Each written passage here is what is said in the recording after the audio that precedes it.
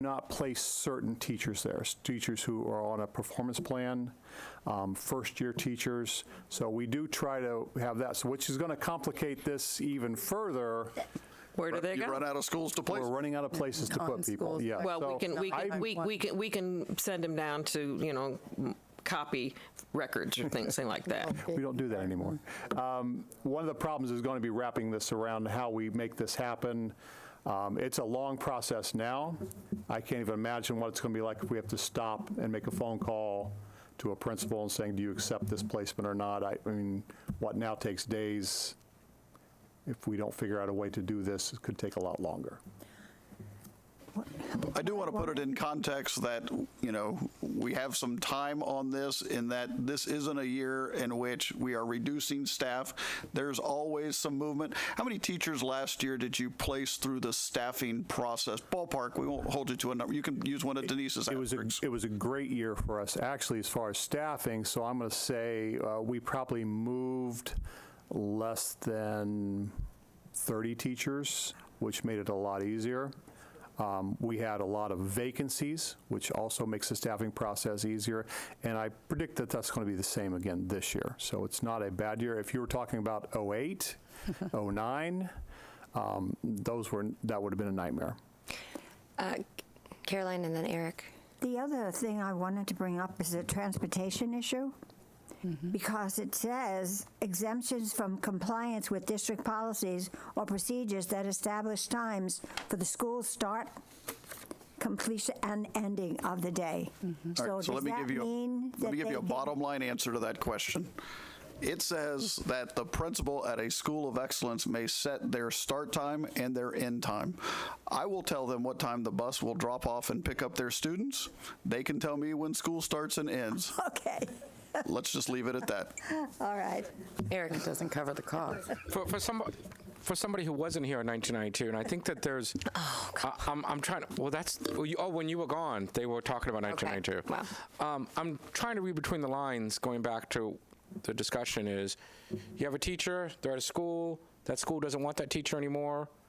They don't earn the teacher anymore. I'm sorry? It's usually because they don't earn the teacher. They don't earn the teacher. Other schools don't want this teacher. The question is forget about schools of excellence. Why do we have a teacher nobody wants? I mean, that's the basic question. Why are we creating a system that we have a teacher that nobody wants and we're going to force them on a school, more importantly, force them in a classroom, more importantly, force them on students? If this is a teacher nobody wants, forget about schools of excellence. Why are we even doing that? Dr. Bowden? Well, that doesn't seem like a good process. Well, but it's contained in contract, and so certainly that is language you could seek in the future in regards to, and you talk about national movements, you know, one of the school improvement strategies from a district perspective is to end forced staffing, which is to say to principals, you staff your school. We're not going to force staff upon you. It is a little bit backwards for me to go to a principal and say, I'm going to choose your teachers for you, but I'm going to hold you accountable for performance. It seems like it's not the School of Excellence issue. It's a procedural issue that predates the School of Excellence, the fact that we're forcing principals and students to take a teacher that nobody wants to take. And that's not a School of Excellence issue.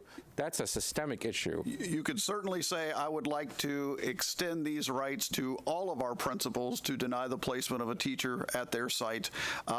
What I can tell you is statute requires us to do it at schools of excellence. It would have to be negotiated to extend that right beyond those schools. Shirley.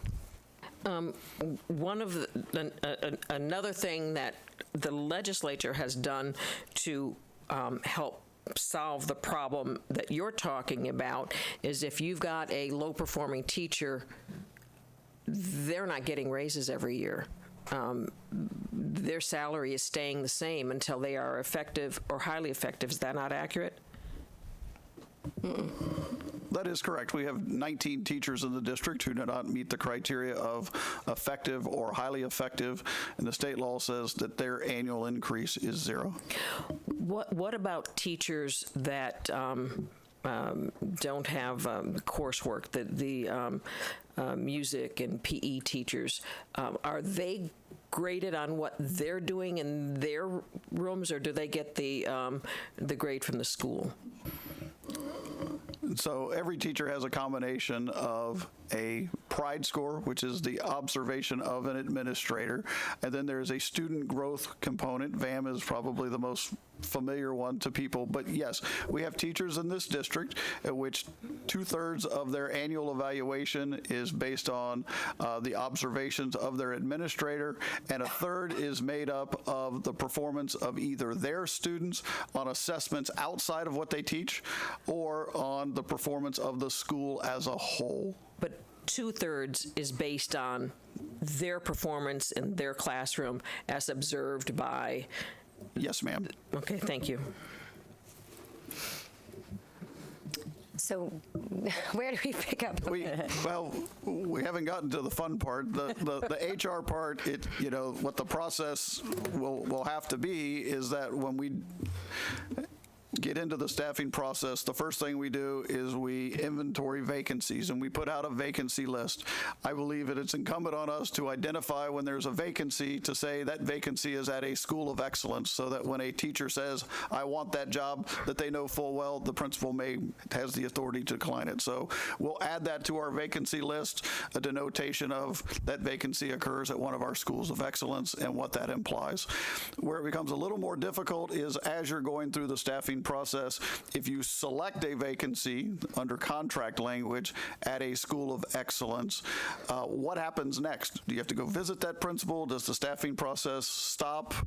Or do we allow the staffing process to complete? And if you're refused, then you have to pick a vacancy that's left. That's something that we'll have to work through. The financial component is a little more difficult and certainly much more impactful. There's something on the tip of your tongue, Roy? No, I just agreeing with you. Those options that we've kind of weighed those out, probably the latter one that you mentioned, because there's no way that we could stop throughout the process and make phone calls. So it'll probably be, if it is denied at one call center, then we'd probably pick it back up after it's over. The problem is that takes vacancies away that would have been available. So it is a little more unfriendly to those people who might get denied, but we'll sit down and we'll probably work something out. We'll have to work something out to figure out how we get through staffing in a timely manner. So Mitzi, the finance piece. Yes. So this part is a little bit more complicated for us because it now kind of turns we're using our charter school formulas because it kind of turns these schools of excellence into mini schools. They get their own budget. They have to provide the budget to the board and the superintendent. So we give them their estimated funding. We would give them their estimated funding. And we've got an example, and I've got Krista and Sheena here. Sheena's put in hours going through this, and the budget lady. And so kind of going through this. So we have an example. It's Englewood Elementary, and we'll kind of walk through what it would have looked like. We have actual numbers for 16-17. We don't for 17-18. So we'll take it back to 16-17, see where the school would have ended up, and then go forward. And again, how do we want to do the staffing allocations? Right now, currently, everything is set out through a personnel allocation formula, based on class size, and, it's now up to the principal on what they do. Do we just give them, here's how much money you've earned, do with it at your will? They only have to meet class size at the school level. That's one of the components. But because we're not a system of schools, we're a school system, there are many costs that a school incurs that the school never sees. Transportation costs are housed within transportation. They are not broken down and sent down to the school level. The cost of your landscaping of your grounds is not costed to the individual schools. The cost of your print work, so everything you send to our print shop, is not costed to the individual schools. So these are all components that now the schools would actually have to be responsible for covering because they're direct expenses. But couldn't it be hypothetically, it's just decentralizing it. They still need those services, and it can't, like in a contracted component, they just bill it back.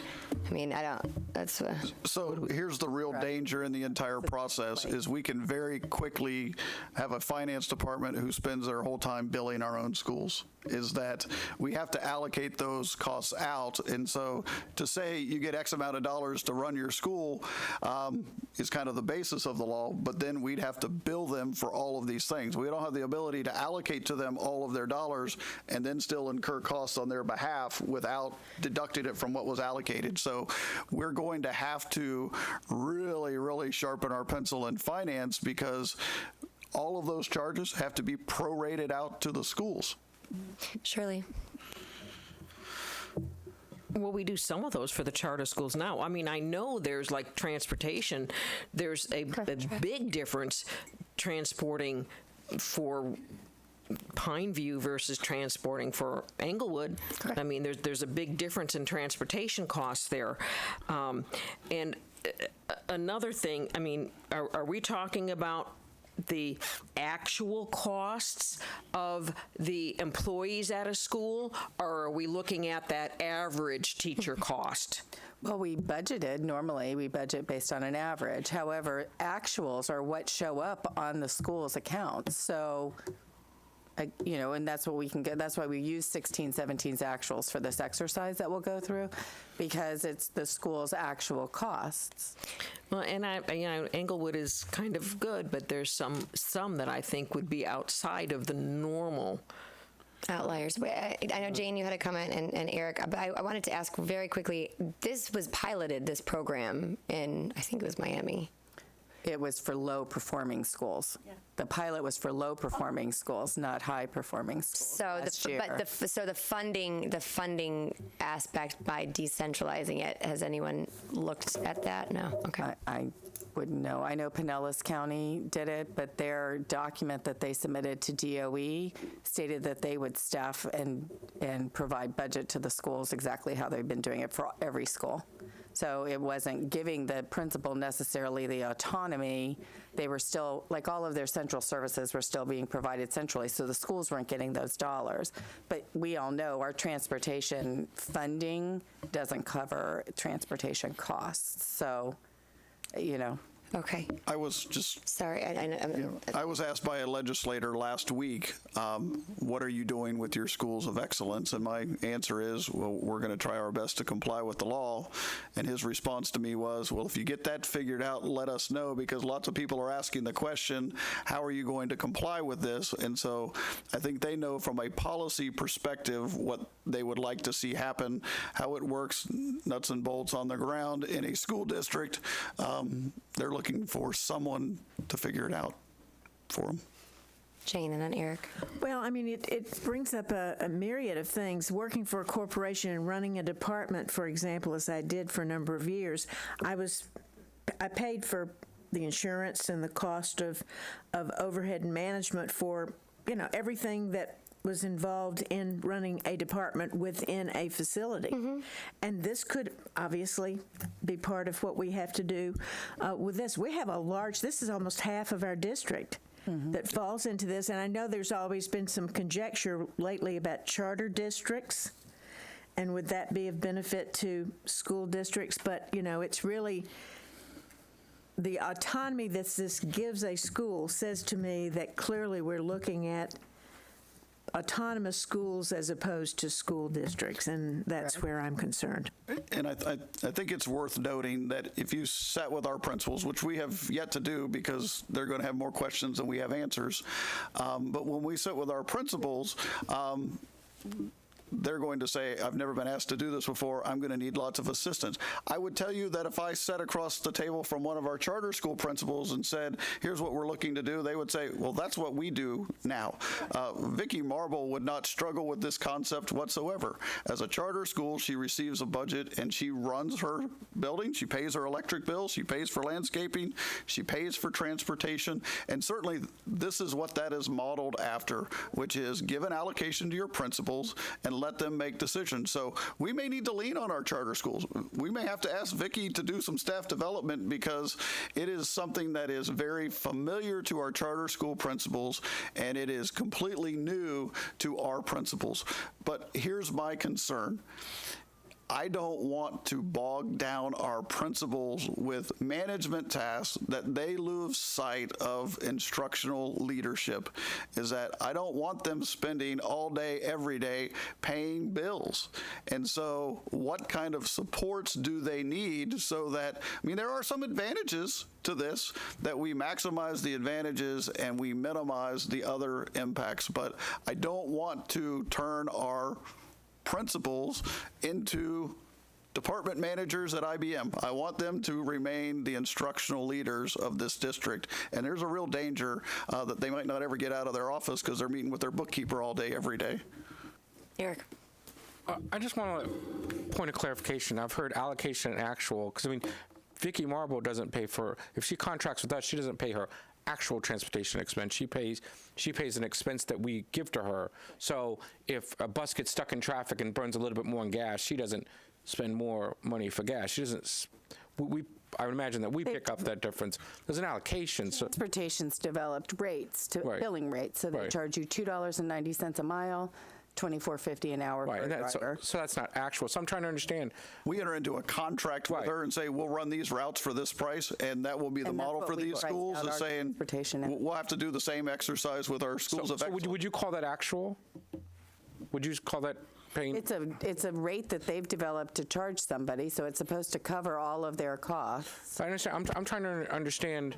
I'm trying to understand when you guys are talking about paying for transportation, paying Well, for landscaping. The transportation costs we have are our actual, Right, our it's housed within transportation. Right, I understand that. So it becomes a service delivery model. Maybe actual is not the right word, is we would base the contract on our best estimate. We wouldn't then go back and say that the bus set in traffic and so you owe us another $50. That's what I'm trying to understand. So there would be some it won't be actual cost. There'd be some sort of allocation that. Correct. It would be, Sarasota, I came from Sarasota County government. In Sarasota County, we bill everybody for everything. We build you for your computer, we build you for your IT time, we build you for anything you did. So, you would have to develop a rate.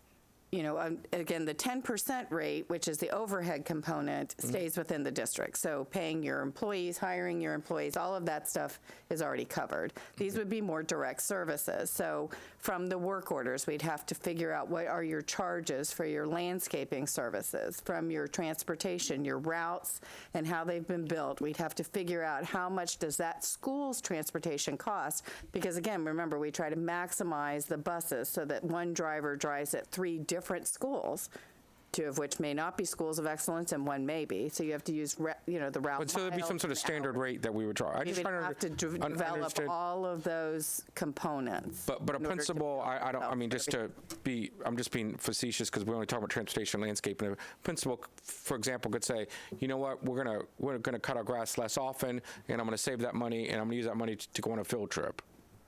I mean, that's the kind of stuff we're talking about that they could conceivably. Okay, I just They could wanted. decide not to hire a teacher and instead hire 2 aides to cover a classroom or whatever it is, as long as they're meeting class size at the school-wide level. Something that was very common at one time, and when I arrived here a while ago, we had that power, and we would do that quite often. We would take it to our SAC and say, instead of having an art teacher this year, we feel we need a tech support and we need this, and we would actually make those changes. I'm not seeing the bad part of this. I'm not seeing the. I mean, I can tell you from my point of view, I'm the newest member of the board, so I'm the freshman. Principals that I meet in our district, it must be really hard to figure out who's the principal of the year.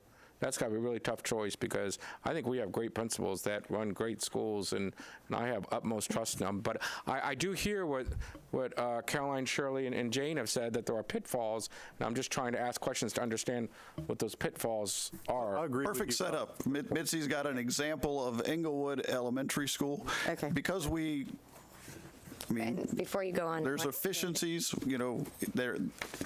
what's going to happen is we're going to have some schools that their current allocation is higher than and so they would be forced to cut dollars to get down to the 90%. There are other schools that are under the 90% this would represent some sort of windfall, but it's not the schools you want to have the windfall. It's not our Title I elementary schools. It's not our poor-performing schools. It typically is larger schools. Smaller schools are more expensive to operate. And so if I told you I have $1 million, where do you want to spend it?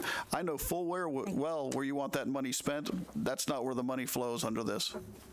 Oh, no, thank you. Wait a minute. So she has 16.7, 17, 18, she has 16.7. Thank you. Okay. Because there's 2 pages. Shirley, did you get your question yet? No. So yours has 17, 17, so here's. I have Thank you. a question and a point. The question is, if they have the principal has the determination to hire or fire, hire or not hire an employee that wants to choice in, do they also have the ability to fire outside of the current? They do not. Okay. One of the things that I would have a concern about is the haves and the have-nots. I mean, at one time, and I think Caroline can go back to that time when schools did have more autonomy, where they could choose what coursework they were doing. They could choose what kind of technology they had. Their PTAs or groups would be putting these things in. And then we decided as a district, I wasn't on the board then, that we wanted to have more uniformity in our schools so that we wouldn't have a district of schools. We would have a school district, so that there would be certain things across the board that all of our schools would have. And if a student left, Gocio and then went to Alta Vista in 3rd grade, they would still be. Wouldn't be this big change for them what they were learning. I mean, they would still be somewhere within the same parameters. So I have some concerns about allowing, or if a principal were to go that far off, that the kids coming from another school or in and out, that we would lose some of that. I guess we still have that to some extent when they cross the county line, but there was that determination that we wanted to have pretty much ensure that all kids were learning at about the same rate.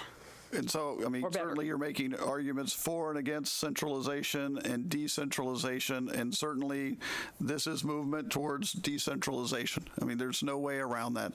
I do want to say, and I don't say it facetiously, is I was in the room when superintendents were briefed on this, and a superintendent raised their hand and said, do I still have the ability to hire, fire, and transfer principals? And they said, absolutely you do. And they said, then we're going to be okay.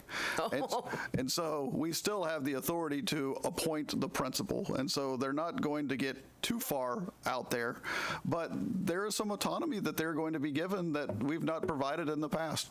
And this is clearly a move to decentralization. There's no way around that.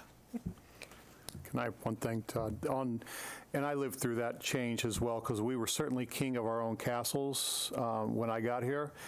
And that changed for a great deal. And as much as I may not have liked it at the time, we certainly became a better district because of it. We became much more consistent and using best practices and moving forward. And I think our academic record has shown that over the past 10 years, certainly. It's kind of scary because having lived through it with you and seeing what happened then and seeing us moving back to that again, I wish I had had a good experience, because initially I embraced the principle of having the complete autonomy. I thought it was a wonderful thing to do until I saw it in action. And that's what's bad. But it seems to me we have no choice. This is what we have to do.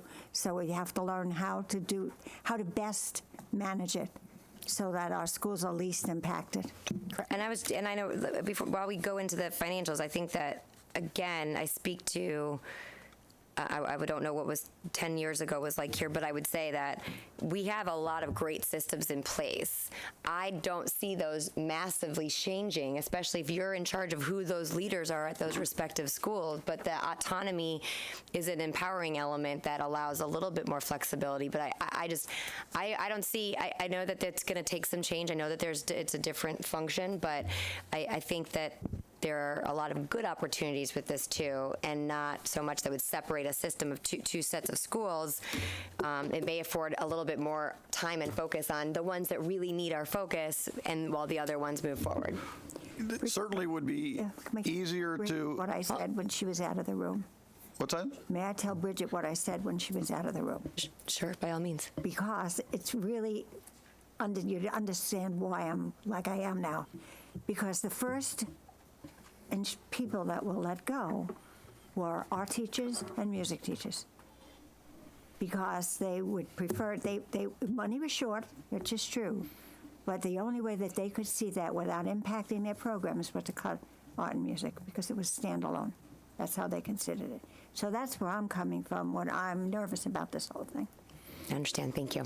And I just want to say the challenge from my perspective is managing a dual system, that if this is the right thing to do for half of our schools, then why are we not doing it for all of our schools? To have kind of two separate rules for how we run our schools makes it difficult. And so if this is the right thing to do we have a conversation about, do we want to pursue doing it at all of our schools, or are we going to manage a dual system? Okay. All right. Let's go to the That comes financial next, component. Yeah. I know what you mean. Ready? Oh, Shirley, go ahead.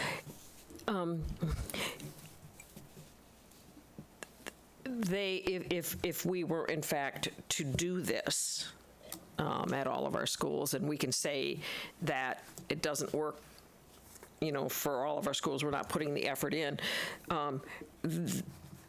What the legislature is talking about is the funding that is in the FEFP, and do we, is perhaps the referendum dollars outside of that? I mean, I know some of it goes to the extra half hour, but maybe they might not even want that half hour. I don't know. I mean, I just want to make it a little more complicated for you. I know you're sitting there going, oh my God. Thank you for that, So, do we want to? Okay, I can just run through this kind of quickly. I just kind of wanted to give you a quick overview of all of the buckets that are included within our funding formula. So based on the number of students at Englewood Elementary School in 2016-17, which is your first sheet, you should be able to, and I'm trying to test your eyesight. So if you look in the top left corner with the little teeny tiny writing, it should say 16-17 on it. So this is the number of students by the program that the student was served by at Englewood Elementary. So this is the amount of basic funding, or the base student allocation funding, that the students received, which is the $2.3 million. Now, this column's over to the right. This whole left-hand side is basically the exact same thing that a charter school uses when we calculate their revenue. And schools of excellence receive 90% of the FEFP. So the next column over to the right is the 90% amount. Then you'll see ESE guaranteed. So based on the students that are served in the 111, 112 for Englewood Elementary, they also receive a portion of the ESE funding guarantee, and that's at the 90%. So we can flip it over. So that's all just based on the students that are being served at that school. So then we start adding the other components. So discretionary local effort, that's the .748 mils that we levy. And then you have some additional allocation. So as the FEFP is modified throughout the course of the year, sometimes there's a holdback, sometimes there's an additional allocation depending upon the number of students statewide. So that's, again, there was $12,000 given to the district. Englewood's portion was $161. Their 90% was $145. So at 90% revenue, they were at $2.9 million. and the expenditures associated with their general operations of their school. That includes the insurance for the school, their electricity to turn their lights on and everything, was $2.8 million. Then we have their reading allocation. We traditionally don't separate this out. It's allocated towards reading teachers. So Inglewood did not show a specific line item amount being attributed to that particular revenue stream in 16-17. The next is the referendum funding. That's their proportionate share. It's based on weighted FTE, student FTE. And the expenditures, again, the expenditures are those directly charged. So it's extra duty days. It could be the art teacher, the music teacher at that school. It is not inclusive of the 30 minutes for every additional person at the school. Digital classroom allocation, that money is actually allocated to the IT department, and based on unweighted FTE, we provided them with the funding and took the allocation out of the cost from 90 in IT. Instructional materials allocation, again, the school's allocation is at 90% to $11,000. There's no expenses because our curriculum is purchased and distributed centrally by instructional materials. So to know what the cost is for that school, don't know. So, and again, what cycle are they in an adoption? What phase are they in? That's all handled centrally traditionally. So we would have to work with instructional materials. We've had calls into them, but to determine what we would be charging a school for their textbooks. And the next is the class size reduction. That's the separate line item that we receive from the state. And in this particular instance, you can see we have teachers who are costed, or a portion of their salaries that were costed. We had a baseline number from the point in time when it was passed, and this is the addition of the teachers to maintain the lower class size, and as you can see, it's underfunded. Yeah. So then you have student transportation, which they funded, there were 92 riders, and that generated $35,000 in revenue. Based on the 2 buses that operate at that school, the number of hours that the buses are operating at, and the number of miles they drove, the cost was $96,210. So they're over there. We have some pass-through funding that we didn't reduce to 90% because it's like the classroom supply assistance program. I mean, that money comes in and goes right out. You've got school recognition. The money comes in and it goes out. And if it doesn't go out, it's categorical in nature and earmarked for whatever, the SAC and the schools have agreed to pay.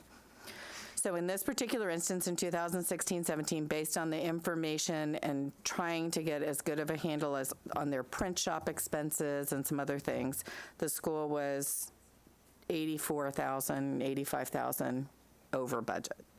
So the question becomes, what happens when a school doesn't cover their costs? Would they then, because they would be responsible for staying within their budget, and we allocated any carry forward money, there wasn't any, because traditionally the school ends up over. So how do we then hold them accountable to a dollar amount that they earn? Those are the questions. First thing comes to my mind is, so you do the 90%. I'm trying to understand, how did you get to the 90% instead of 95? Because it's based on statute. It's $450,000. The school, the excellence says you can take up to 10%, or you have to take based up on the Equity and Funding Act. It's so 10/11/62. So, but does it say up to 10, or does it say 10? No, it says 90%. The school 90%. receive 90%. Okay, that's what I want to know. Thank you. Surely. What does a charter school do now when their expenses exceed what we give them? Well, it depends on their organization. In the case of the YMCA and Imagine, they have arrangements with their parent companies to cover their deficits. I don't know about any others. I'm thinking that maybe, and it might not be our schools, but I think that they get loans from their parent or managing company that they pay interest on. And they pay that back. I don't know if we would set up something like that where there would be a loan with interest. I don't know. I'm just, I'm thinking that's what some of the charter schools do. It is. Yeah, let's foreclose. Yeah, I don't think it's all. There's a various, depends on their levels of efficiencies and such, so, I mean. Well, right, and I think that that's where some of the concerns come. It's, I'm over budget, so I'm going to cut a program I don't feel it provides, or something at the school that the principal doesn't believe is relative or important, but it was a district-wide initiative. That's where some of those concerns come. May at least affect their scores. Shirley, go ahead. Correct. I think there was another concern out there in that when teachers are moving, not only are you looking at teachers that may not be high performing, but teachers that have a lot of tenure. I mean, when you've got a teacher that's at the top of their, well, maybe the schools don't want them anymore. And it might be difficult for a teacher with 30 years experience to even find a place because of their salary. I don't know if that would happen. And I don't know, I don't think, are charter schools around that long to have teachers that they've had on the board for 30 years? Well, typically a teacher, as you describe, if they were to make their way to the surplus list, it is because of areas of certification, that they're the only teacher of a certain type at a school and the program has been done away with. But more typically, it is because they have voluntarily placed themselves on the surplus list. Is that if there's a surplus teacher at a school site, any teacher more senior can say, I'll go to the surplus list. If nobody volunteers, then the least senior person has to. And so when you see people on a seniority list with 20, 25 years of experience, it's typically because they voluntarily placed themselves there, and typically it is to allow themselves to move to another school site. Well, again, I mean, would we be using that type of way to surplus a teacher, or would the principal be being the ones out? We don't have any. We're going to drop a third grade class, so no, your fifth grade teacher, you can't come in and fill this position. It just opens up a lot of. Eric. But now, Dr. Bowden, you have two levels. Your time will now be almost exclusively focused on schools that aren't A districts. Correct? I expect you to be going to those schools a lot more often than the ones that are schools of excellence, and the principal's like, I got this, Dr. Bowden, a lot more than you. And if a principal does stuff that is counterproductive, then they stop being schools of excellence. And you also have principals at other schools that say, I want that autonomy, and so they're going to be working towards getting student achievement to make it to the A. I'm still not seeing the pitfalls, and you guys keep alluding to them. All right, so the worksheet that you have in front of you, it ends with a number in parentheses. Right, but then the principal has that right to say, okay, what can I do here to make it so that my student achievement gets increased? So my biggest issue at this point is when it's a positive number, where does that funding come from? And so if I get to the end of this worksheet and you now have $200,000 additional dollars, where does that come from? What you have or you would need. So we would provide additional funding to those sites. And so, part of the answer is when you see this number, you say, we're real comfortable with Englewood, let's hold them harmless. And I'd say, great, but where's the number come from if we're going to increase the funding at another school of excellence? So that's not what's coming to my mind. My mind is, what are they going to use that funds for to increase student achievement even farther? That's what goes in my mind. If I see a positive 100,000, I'm thinking, what is that principal going to do to take that school to the next level? I'm thinking it from a positive point of view. Well, but I think I've worked with you long enough to say, if I have $200,000, where would you want me to spend it? And it would not be increasing the allocation at one of our schools of excellence, but it would be to target our Title I elementary schools, our lowest quartile. I mean, and that's what you're going to be doing with the rest of your time. Unfortunately, I won't be doing it with funds to make it work. And just But we'll figure it out. I mean, yeah.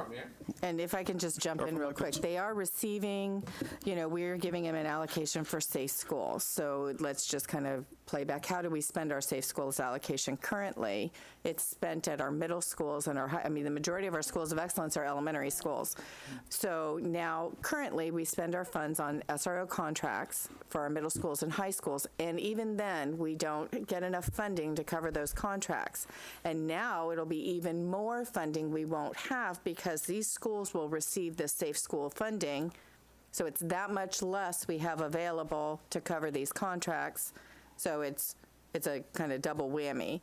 And the schools will have the funds to spend, but they're very restrictive on what they can be spent on. So, each one of these buckets has a specific purpose. So while it may show they have funds and in the end they end up even or just a little under, they could be substantially under because they can't spend that safe school allocation on anything but like a security aid or some kind of security monitoring or something at their school.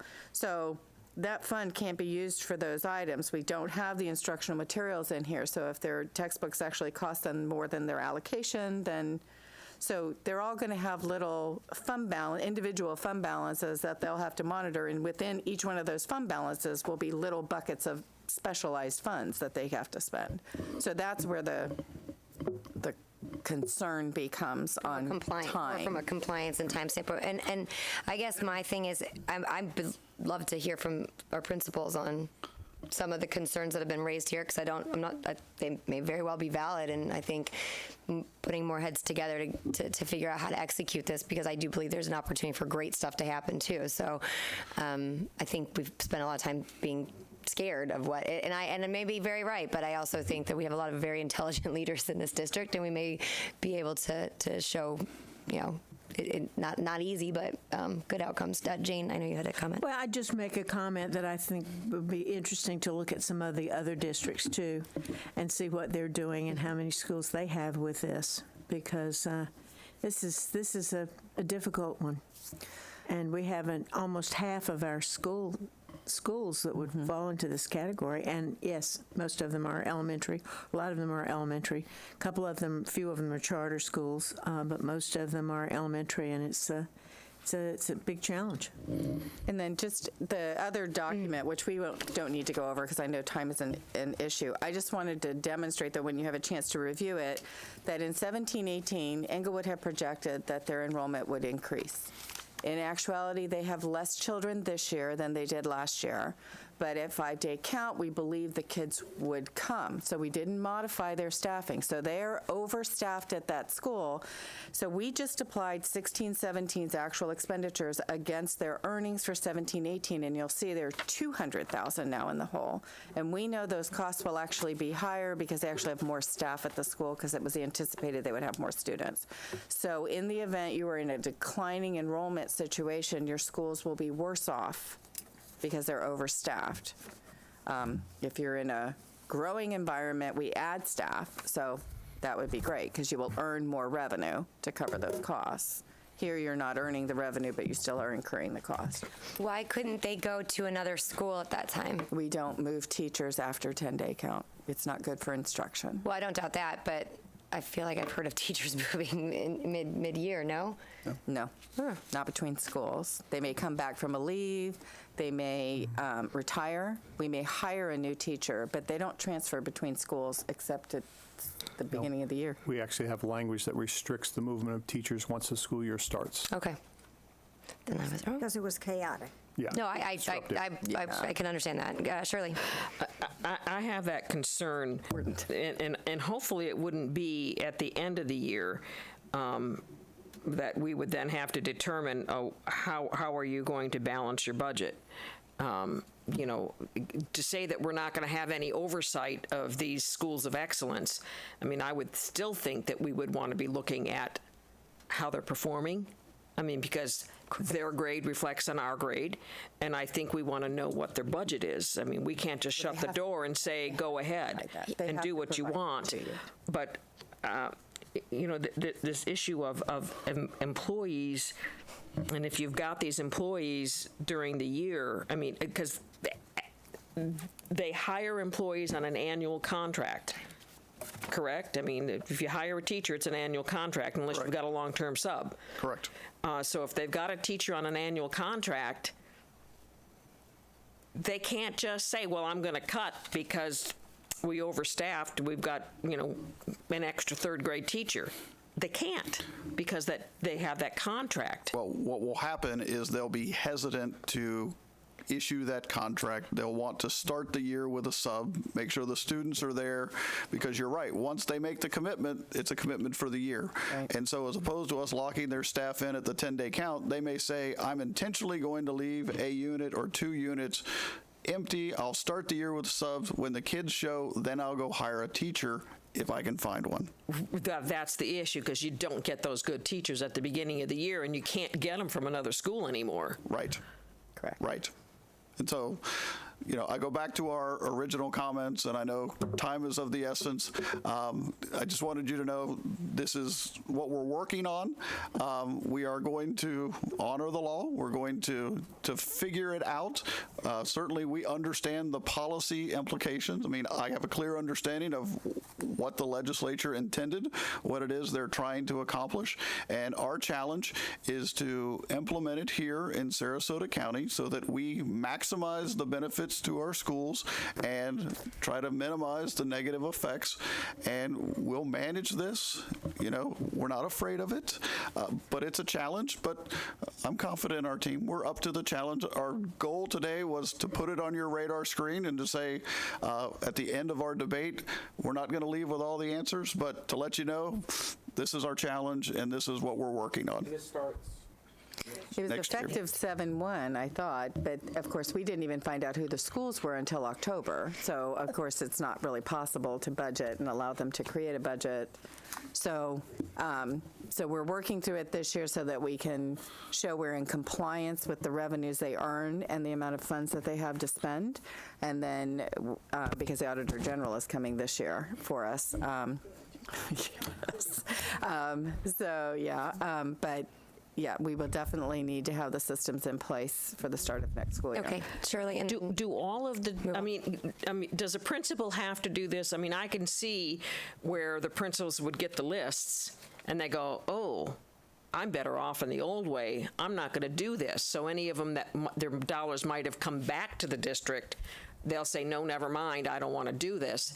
And only those that get more money end up wanting to do this, which would then cause another issue on our, I guess your head is spinning again. It'll cause more issues on our budget for next year, because the only schools that want to do this are the schools that are going to get more money. You've correctly articulated one of the challenges we'll have to address. I don't have an answer. I got another star.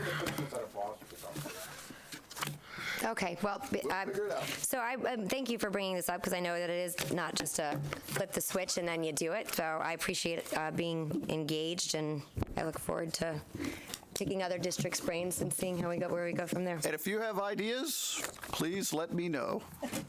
Will do, and that's to anyone in the public too. Thank you very much. Always a pleasure. And I still stay.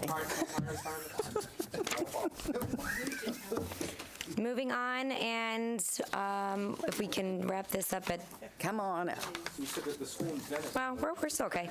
Purchasing approvals. Hello, Carol. How are you? Good, how are you? Is it afternoon already? Yeah, it is. Now.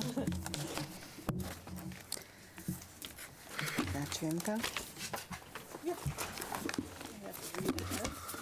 I sent you a read ahead, Is your mic on? which are our bids only. Is your mic on? There you go. Very good. I sent you a read ahead, which are our bids only that I have requested increases on. And I went back 3 years. So these are bids that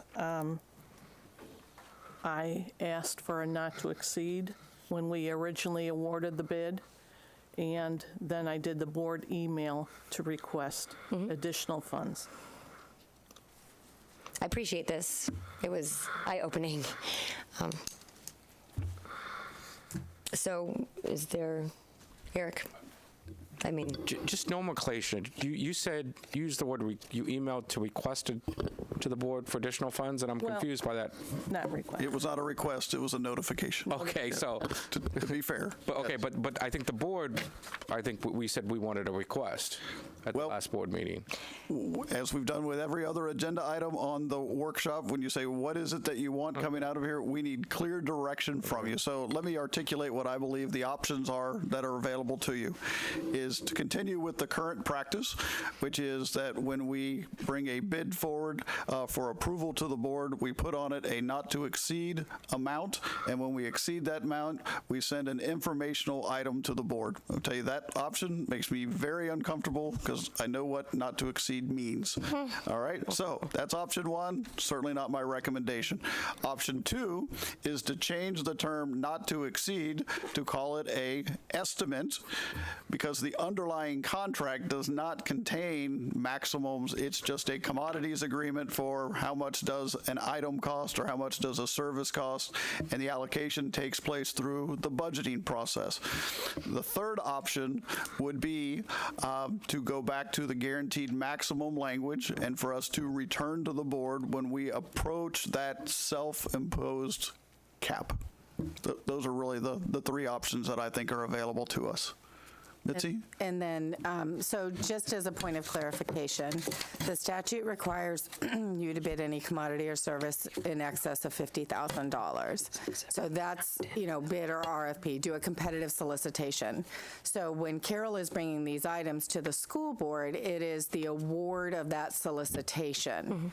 They have, in the past, have always put an amount on there. I'm still not sure why, because my other life, we never put an amount on there. It was you're awarding vendor X, X to provide this service at this rate, and they've competitively procured this, and this is the amount. And then in the budgeting process, you have the amount of money that you have approved for any department or school to spend. So again, I think the biggest concern that I have is if we have to come back to bring contracts back to the board where we've already approved the vendor. This is the only vendor during the duration of the contract we can use for this widget because we've competitively vetted it. And I have a budget that I'm going to, for paving, Gator paving was a big one. So, and we could say go Gators. Okay. And so 1 year we're paving, the Osprey compound. Next year something we're doing like 3 large paving jobs in the future. But the previous 3 years, or when we did the bid, we weren't sure what was going to happen. So to have to come back every time when this is the only vendor we can use for the next 3 years for this service because we competitively vetted it, and my capital budget has this line item in it, or it's an included component, it seems like it's almost redundant because I've already approved the vendor and I've already approved the budget. So if now it's been a not to exceed amount, I agree. Not to exceed means now you have no more spending authority, and that makes perfect sense, which is why I think they had thought they had fixed it by saying it's estimated at, because that's what we know, but we don't know what's going to happen in year 2 or year 3. But there is no other vendor I can use for year 2 or year 3.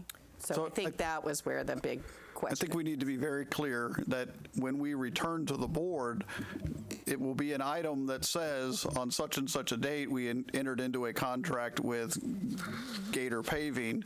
We will not be bringing the contract for Gator Paving back to you. It's been signed. That's our vendor for paving. What we would be bringing you is as a request to continue using that contract in an amount that exceeds our initial estimate. And we would say, we thought we would use Gator Paving for $600,000 over the course of the next 3 years.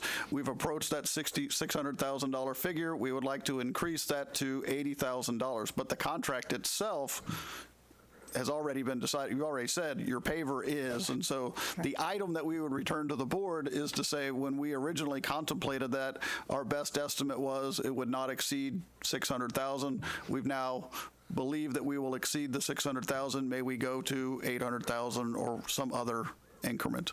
So that would be when you say come back to the board, just so everyone understands, what would it look like when we came back to the board? That's what I would like to see. Not to exceed, and just come back to the board when you know you're going to exceed it.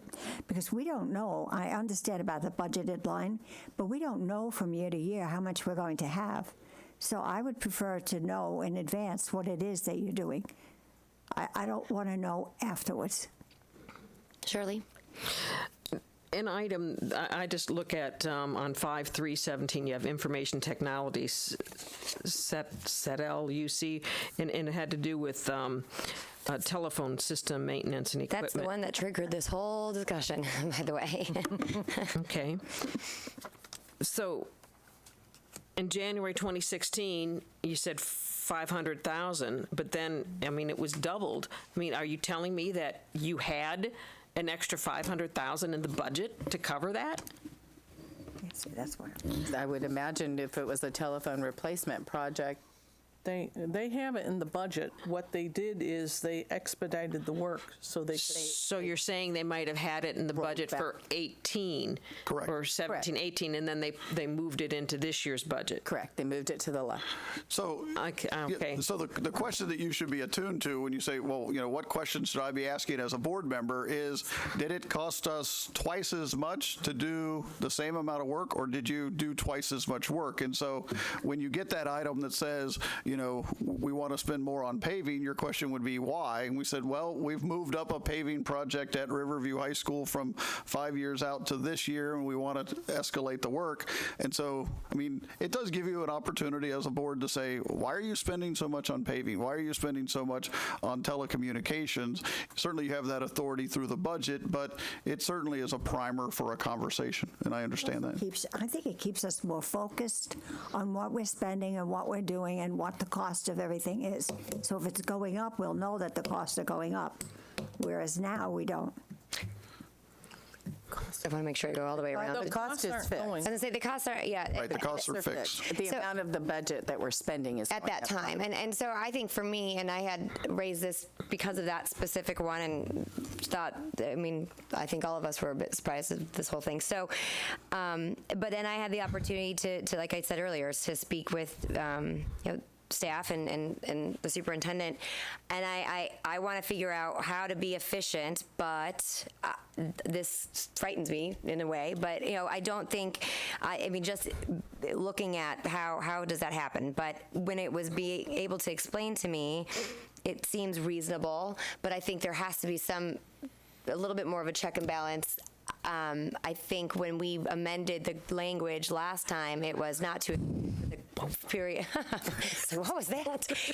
For the period of 3 years, it has the flexibility of it being in year 1, year 2, year 3, versus what I think we were doing before, even though practice was not being. We weren't following it because it was not to exceed in this year, and it was being exceeded. Is that we have our budget for 17, 18, and the various line items seem to be a bit fluid, as we've talked about that before, which concerns me. But so if we do both, we just have to pick one where we have a check and balance, because I know that there's an efficiency component to being able to work between departments and say, hey, we opened this up and saw the opportunity, and we'll actually save money in the long run because we already have this and the work from the RF, a lot of different things. But there's also a risk of it going awry. So trying to figure out that balance is where. So I agree with Ms. Zucker and Ms. Brown for what they stated, plus some, because efficiency can also be done. If you're asking people how much you want to buy a widget, I know you're saying that there's not a dollar value involved, but if you tell somebody how much is it to buy one widget, you're going to get one price. If you tell somebody how much it is to buy $500,000 worth of widgets, you're going to get another price. Yep. And then if you end up telling them it's $1 million, you're going to get a third price, each one substantially lower. So if we start off by just telling people we want to buy one widget, and then we end up spending $1 million worth of widgets because one department and goes to another department, I think the efficiency isn't that you did one department and the other department. I think that's inefficient. I would say that the efficiency would be up front. You recognize you were going to do both departments and buy $1 million worth of widgets. That cost savings is the cost of the efficiency. If we only did one widget and did 500,000 and $1 million, the inefficiency would be the how much the opportunity costs of not doing that. Mm-hmm. No, good point. And so I just want to make sure that when we say we're going to buy $1 million worth of widgets, that doesn't obligate us to buy the first one. And so even when you put this contract in place, but you're exactly right. When you put an estimate out there, and I think that goes back to Mitzi's point, right? Exactly. That in a previous life, they didn't even bother to estimate it. They just said, how much do widgets cost? And so we have, for that exact reason, tried to estimate. And by and large, I mean, this is a relative short list compared to all the bids that come through. And so what is the process when you buy more than you originally contemplated? But I just wanted to go on record that even based on the estimate, we're not obligated to do $1 under it. If I could say something, it's mostly service contracts. It's not product that we're buying. And we tell the vendors up front that they're little jobs. There are a lot of little jobs over the course of the 1 or 3 years. I think we changed the language years ago from a definite dollar amount to a not to exceed, because vendors were looking at it saying, you awarded me $300,000. We changed the language back then, if my memory serves right, to not to exceed, to alleviate those phone calls or the expectation.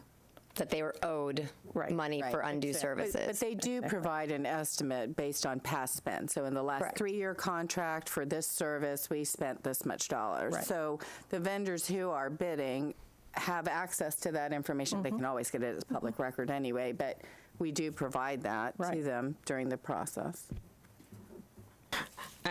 I still look at this one and how you gave them a bid for $500,000.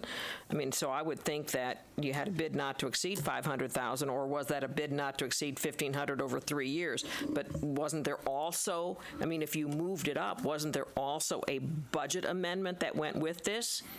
Well, it may not have been a budget amendment because it may have been contemplated in the annual budget, but to answer your question, the conversation we're having is about a cover page to the contract, not the actual contract. The contract with the vendor is just an agreement on how much it's a price list for services or commodities. The issue is the cover page that we put with it. That's why I said if you asked us to come back to you, the contract doesn't come back, because the contract doesn't have maximums, minimums, or any sort of guarantees. I would it's just think a price too, list. when your bid goes from $500,000 to, $1 million, I would think maybe there might be a price differential then. I mean, I don't know. At that point, we've entered into a contractual agreement that says any work you do over this period of time, this is your price list. Right. And it obligates us. If someone were to come to us during that 3-year period and say, hey, I can pave cheaper than they can, and we say, great, and when this contract expires, we hope that you compete for it, we don't say,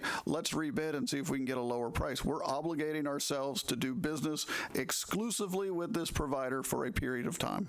Correct, ladies? Interrupt. I do have it written in some of my bids, say for roofing or painting, and we award to, say, 2 or 3 vendors, and we have a large job. They do compete within that contract. They compete for the larger vendors, job. but it's only those vendors that compete. Correct. So So the telephone systems maintenance and equipment, was that services or was that equipment? both. Yeah, yes. So it did include equipment. Yes, there's equipment that was installed, and so, yeah, so it's both. Okay. Yes. Was it A or B? Both. Yes. Okay, so my point is that if it was $1 million equipment, our price per equipment may have been cheaper than if we told them it was a $500,000 job. That's my point. So where do we go from here? It's where, I mean, that's, I agree with them with option 3. Yeah, option. and that's where that was the amended language we used at the last meeting. I did do a survey, a quick survey this morning of other districts. Some districts just take their bid tab to the board with not a dollar amount, saying these are the awarded line items that you're going to approve. Some say estimated, some say not to exceed. Some don't bring it to the board until it reaches 250. The CFO and the superintendent sign off on it. So it's all over the board. But I think based on the conversation we had and what we came up with there, it's not to exceed still remains over the course of a 3-year period. So it gives the flexibility of year 1, 2, and 3. And Right, then at so- what point would you like me to bring it back to No, the there's no board? email. I would When you not. start reaching them. When you reach not 200,000 in any given year, but when you reach the not to exceed amount over the life of the contract. Yes. And so once you approach that. Anytime, Correct. Once we approach that 600,000, then as opposed to sending an email, we would prepare a board item to seek authorization to continue using the contract. Okay, I normally wouldn't bring you anything if it wasn't up Right. to 50,000. So now you're saying anything that exceeds, not to exceed? No. Okay, so say it's 900,000, because you're estimating 300,000 a year for each of the next 3 years. So once you get to about 800, you're going to need to contact the departments or the schools that use that vendor. What do you think you need? Because it's a year and a half in and you're already at 800,000. What do you think we're going to spend between now and the time we have to rebid that contract? So if it's 150,000 and it's going to be a total of $1,050,000, then you would prepare a board item to get the board's approval to spend an additional 100,000 above what's already been authorized, because you've talked to the other guys and that's what they think they're going to spend. Does that sound correct? Yeah. Yep. My only concern is at what point, if let's say you have a $1.5 million contract for over the course of 3 years, but our budget allocation for said department is 700,000, I mean, whatever. And I want to make sure on an annual basis, you don't, I mean, that there's some checks and balances that we don't have. And that would take place during the budget process, but on the purchasing side, you've not said you can spend $200,000 a year for 3 years. You've said you can use this agreement up to $600,000. When you get to $600,000, come back to us. Yeah, we won't let you use any vendor unless you have budget for it. Right. So, I mean, it doesn't matter who the vendor is. You have to use the bid vendor if the item's been bid. Okay, I would just want to make sure that that's That's the process, So for any dollar amount over the not to exceed, you want to know that Yes. as a board item. as a board item? past the $50,000 threshold, no? Or every? No. No, we never come in front of the board. Well, yeah. Well, the fact of the matter, if it's a $600,000 contract, when I want to spend $600,000 a penny, I've gone over a not to exceed. That was my original comment. When you say not to exceed, You mean not? I'd have to come back and say, will you up my limit to No, 600 and one? I'm sorry. I was talking about the fee. Yeah. Don't. What he said. Okay. Okay. Did we get there? Woo, I think so. You guys were like less than 30 minutes over. You go for it. You go, girl. Any board comments? You guys want to take a break? Thank you very much. Thank you. Because I was going to ask you. 3:35? So we will be convening at 1:30 in. I know. I'll look at it. I have to leave at 2:30. I have a 3 o'clock doctor's appointment. So would it be possible to start a little bit earlier if Art is here? I can talk. Well, let me. Yeah. So. Even though it is executive session, it still is publicly noticed. So, Okay, so we can't. So we'll have to start at 1:30. I anticipate we'll be done by 2:30. Okay. Yep. We are adjourned. Selling cocaine, honestly.